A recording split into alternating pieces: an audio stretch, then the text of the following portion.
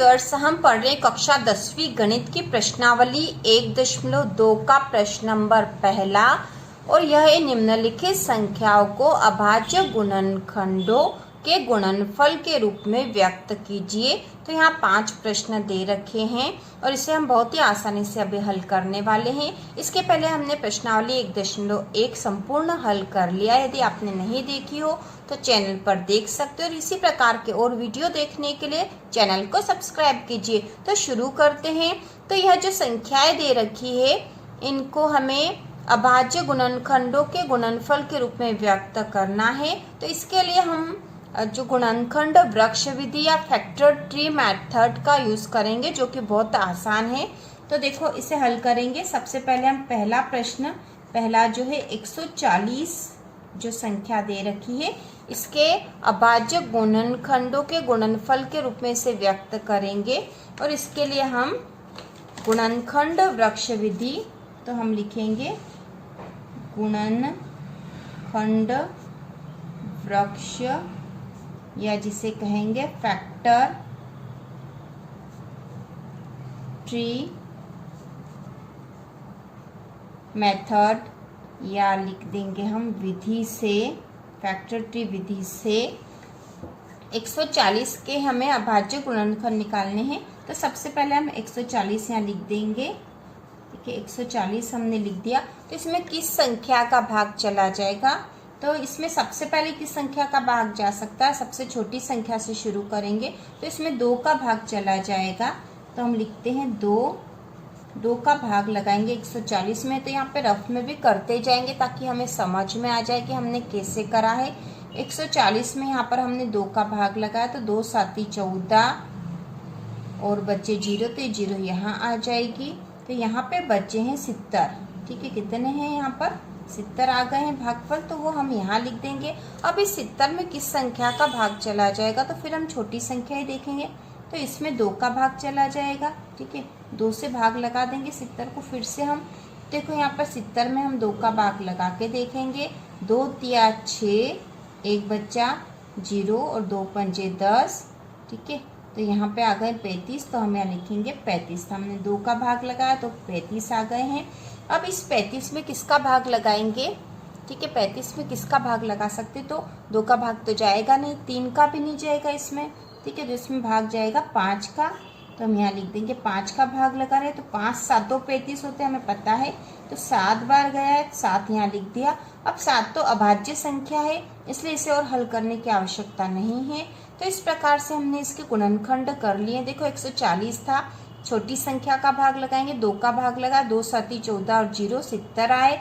अब 70 में फिर हमने भाग लगाया है, तो इसमें भी पहले हम छोटी संख्या से ही लगाएंगे, इसलिए 2 का भाग लगाया सबसे पहले। तो 2 का भाग इसमें पूरा चला गया है और 35 आ गए हैं। अब 35 जो है इसमें फिर हम भाग लगाएंगे। तो 35 में हम भाग लगा सकते हैं 5 का। तो 5 7 35, 7 बार भाग गया। अब 7 जो संख्या आ गई यह अभाज्य संख्या आ गई, इसमें और किसी संख्या का भाग नहीं जाता। इस प्रकार से पूरा हो गया है। तो हम यहाँ लिखेंगे 140 के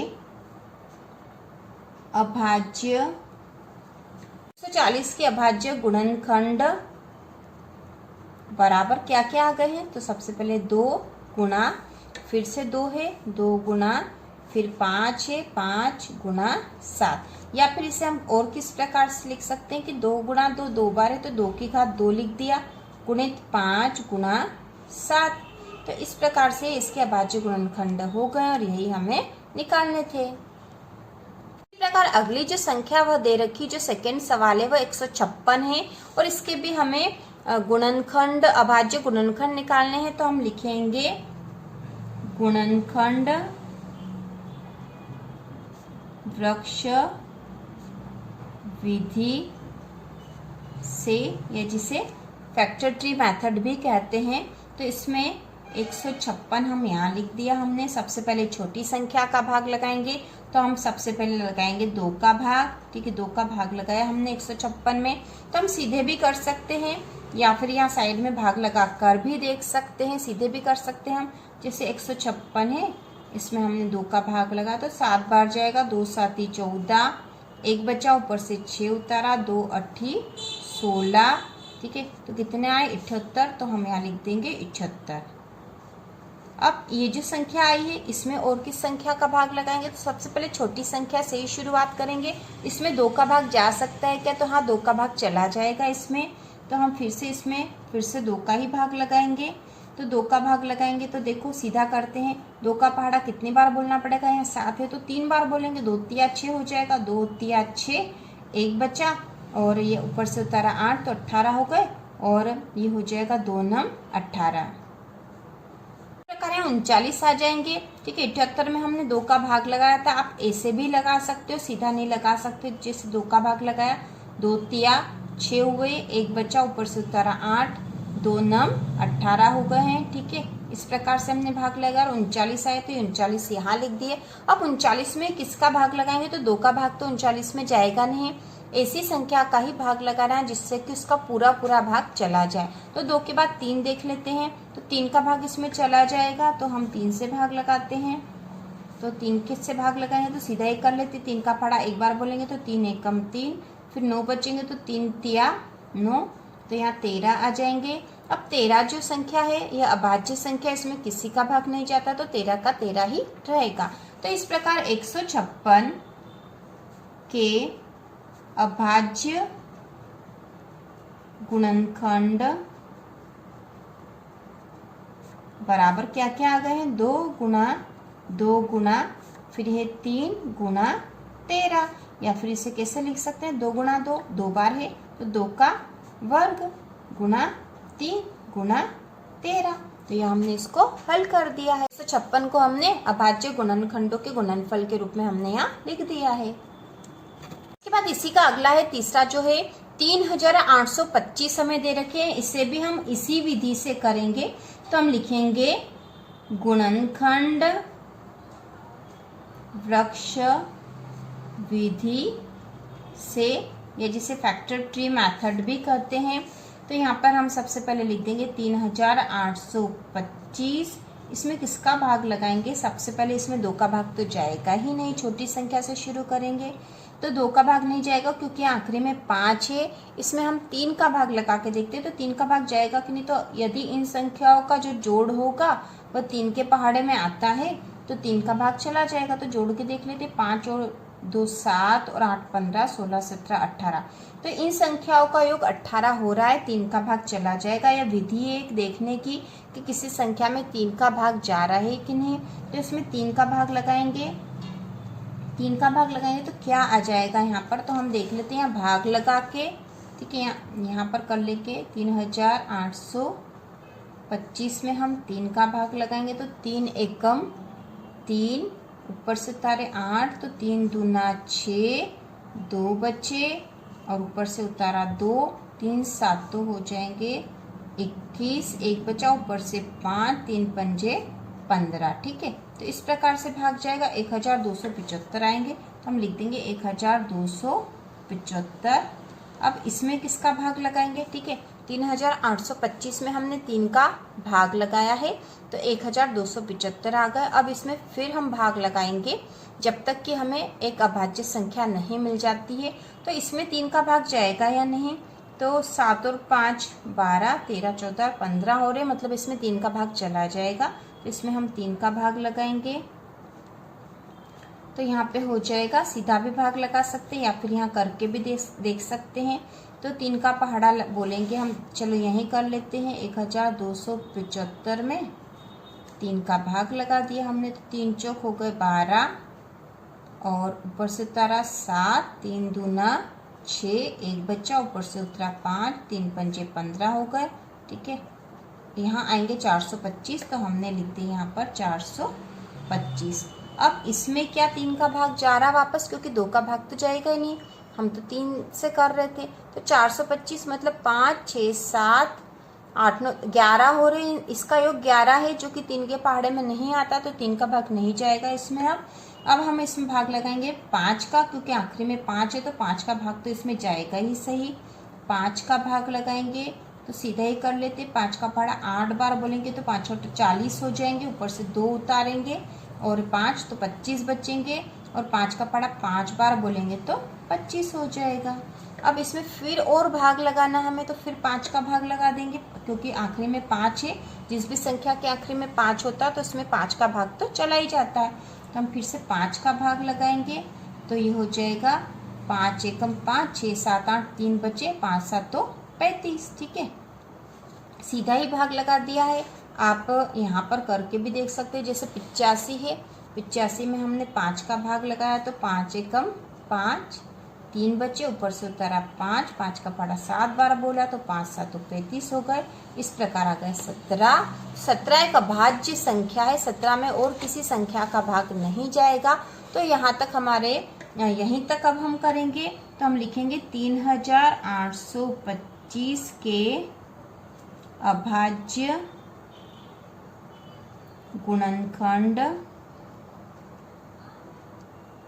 बराबर क्या आए हैं, 3 गुणा 3 गुणा 5 गुणा 5 गुणा 17। ठीक है, ये अभाज्य गुणनखंड है जिसका भाग लगाया था हमने। या फिर हम इसको और कैसे लिख सकते हैं, 3 का वर्ग, क्योंकि 3 गुणा 3 है, 3 2 बार आया तो 3 की घात 2 गुणा, उसी प्रकार 5, तो 5 की घात भी 2, क्योंकि 5 2 बार आया था, गुणा 17। तो हम इसे इस प्रकार से भी लिख सकते हैं। और यह 3825 के अभाज्य गुणनखंड हो गए हैं। जो अगला है, इसी प्रश्न का अगला जो चौथा वाला प्रश्न है, उसमें संख्या दे रखी 5005। तो इसमें भी हम लिखेंगे गुणनखंड वृक्ष विधि से, जिसे फैक्टर ट्री मेथड भी कहते हैं। इसमें भी हम वही प्रक्रिया करेंगे। 5005 जो संख्या है, इसके अभाज्य गुणनखंड हमें निकालने हैं। तो 5005 में किसका भाग लगाएंगे, 5 और 5 होते हैं 10, तो 3 के पहाड़े में तो 10 नहीं आता, तो 3 का भाग इसमें नहीं जाएगा। इसमें हम सीधा 5 का भाग लगा देंगे। ठीक है, 5 का भाग सीधा लगा रहे, क्योंकि आखिरी में 5 है, इस संख्या के आखिरी में 5 है, इसमें 2 का भाग नहीं जाएगा। हमें पता है जिस भी संख्या के आखिरी में 5 होता है या कोई विषम संख्या होती है तो उसमें 2 का भाग नहीं जाता है। तो यहाँ पर 5 है, इसलिए इसमें या तो 3 का भाग जाएगा छोटी संख्याओं में, या फिर 5 का जाएगा। तो 3 का भाग इसमें नहीं जाएगा, 5 का भाग लगा रहे हैं, तो हम सीधा ही कर सकते हैं, क्योंकि यहाँ सीधा 5 है, तो 5 एकम 5, फिर 0 0 0 0 के 0 0 आ जाएंगे, 5 एकम 5 हो जाएगा, मतलब 1001 आए हैं। ठीक है, यहाँ पे रफ में करके देख लेते हैं। हमने 5005 में 5 का भाग लगाया है, तो 5 एकम 5, ये 0 का 0 यहाँ लग जाएगा, फिर एक 0, उसका 0 यहाँ लगेगा, और ये फिर 5 है, तो 5 एकम 5 लगेगा। ठीक है, तो 1001 आए हैं। अब इसमें और किस संख्या का भाग लगाएंगे, तो हमें देखना पड़ेगा कि 1001 में और किस संख्या का भाग चला जाएगा। 1 और 1 2 हो रहे हैं, 3 का भाग इसमें नहीं जाएगा, तो हम इसमें अब 7 का भाग लगा के देखेंगे। ठीक है, यहाँ लगा के देख लेते हैं। 1001 में 7 का भाग, तो 7 एकम 7, 3 बचे 0, फिर 7 चौक 28 हो जाएंगे, 2 ऊपर से 1, 7 या 21, 143 आएंगे, तो 7 का भाग चला जाएगा। इसमें 7 का भाग लगाया है और क्या आया है, 143। अब 143 जो ऐसी संख्या है कि इसमें किसका भाग जाता है, तो इसमें 3 का भाग तो जाता नहीं है, और 4 और 5 का भाग भी नहीं जाएगा, इसमें 6 का भी नहीं जाएगा, और 9 का भी नहीं जाएगा। इसमें सीधा भाग अब लगेगा 11 का। ठीक है, इसमें 11 का भाग जाता है, तो 11 एकम 11। ठीक है, यहाँ करके देख लेते हैं। 143 में 11 का भाग, 11 एकम 11, 3 बचे, ऊपर से उतारा 3, फिर 11 दिया 33। ठीक है, तो यहाँ पे आ जाएगा 13। हमने 143 में 11 का भाग लगाया तो मिला हमें 13, और 13 एक अभाज्य संख्या है। तो अब और भाग हमें नहीं लगाना है, इसे हमने हल कर लिया है। तो यह जो 5005 संख्या थी, इसमें सबसे पहले 5 का भाग लगाया, क्योंकि इससे छोटी संख्याओं का इसमें भाग नहीं जा रहा है। ऐसी ही संख्या का भाग लगाना है जिससे कि पूरा पूरा हल हो जाए, पूरी पूरी ये संख्या डिवाइड हो जाए। तो यहाँ पे 5 से भाग लगाए तो 1001 आए हैं। अब इसमें हमने 7 का भाग लगाया है क्योंकि 3 से भागित नहीं हो रहा था, 7 का भाग लगाया है तो 143 आया। अब 143 जो ऐसी संख्या है जिसमें 3 या 9 का भाग नहीं जाता है तो इसमें हमने 11 से भाग जा रहा है, 11 से पूरी तरह से हल होगा। तो 11 का भाग लगाया तो 13 आए हैं। तो अब हम यहाँ लिख देंगे 5005 के अभाज्य गुणनखंड बराबर क्या क्या आए हैं देखो। तो यहाँ तो हमने इधर रफ करा था, तो इसके अभाज्य गुणनखंड आए हैं 5 गुणा 7 गुणा 11 गुणा 13, क्योंकि 13 जो है इसमें 13 का ही भाग जाएगा, अभाज्य संख्या बची है यह, तो इसको हमें यहाँ लिखना पड़ेगा। और यदि भाग देंगे तो हम 13 से करेंगे, 13 एकम 13 हो जाएगा। ठीक है, तो इस प्रकार हमने लिख दिया। तो इसमें कोई भी संख्या डबल नहीं है, तो यह इसी रूप में लिखा जाएगा। यह 5005 के अभाज्य गुणनखंड हो गए और यह सवाल हल हो गया है। अगला जो 5वां है, इसमें जो संख्या दे रखी हुई है वह है 7429। तो 7429 में भी हम लिखेंगे गुणनखंड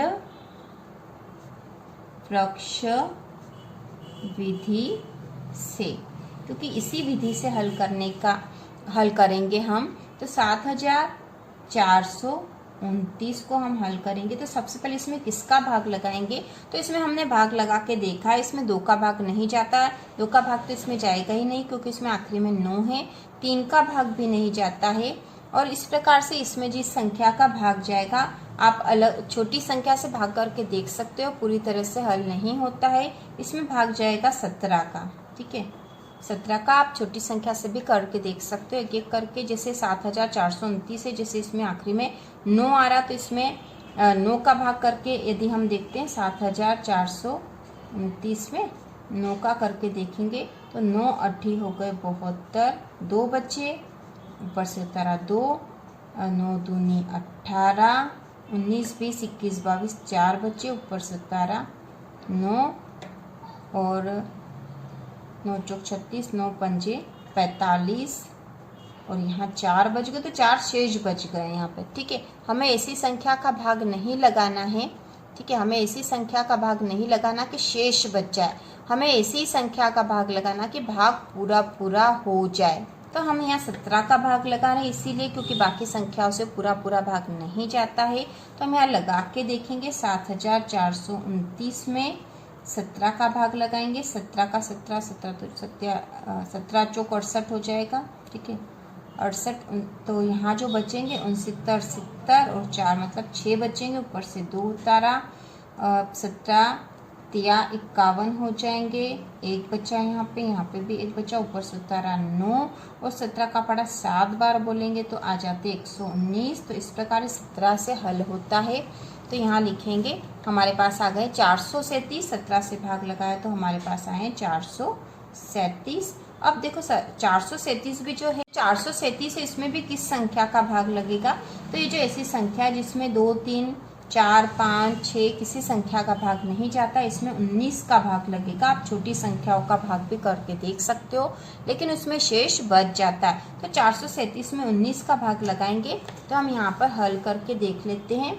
437 में 19 का भाग लगा रहे हैं, 19 दूना 38 हो गए, 38 तो यहाँ बचे हैं 5 बच जाएंगे, ऊपर से 7 उतारे, 19 तिया 57। ठीक है, इस प्रकार ये हल होगा। और यहाँ आ जाएगा 23, तो 19 से भाग लगाया तो यहाँ आया है 23। अब जो 23 जो संख्या है अभाज्य संख्या, और इसमें और किसी संख्या का भाग नहीं जाता। 23 में केवल 23 का ही भाग जाता। ठीक है, 23 में 23 का ही भाग जाता है, तो इसे अभाज्य में हम यहाँ पर मान लेंगे। तो हम यहाँ लिखेंगे, यहाँ तो हमने रफ करा था, तो हम यहाँ लिखेंगे 7429 के अभाज्य गुणनखंड बराबर कितने आए हैं 17 गुणा 19 गुणा 23 है। ठीक है, तो यह इसके अभाज्य गुणनखंड है जो कि हमें निकालने थे, इसको हल कर लिया। और इस प्रकार प्रश्न नंबर 1 संपूर्ण हल हो चुका है, बहुत ही आसान है और इसमें हमें केवल भाग ही लगाना है, बाकी सब तो आसान ही है। आप आसानी से इसको हल कर सकते हो। और इसी प्रकार के और वीडियो देखने के लिए चैनल को सब्सक्राइब कीजिए।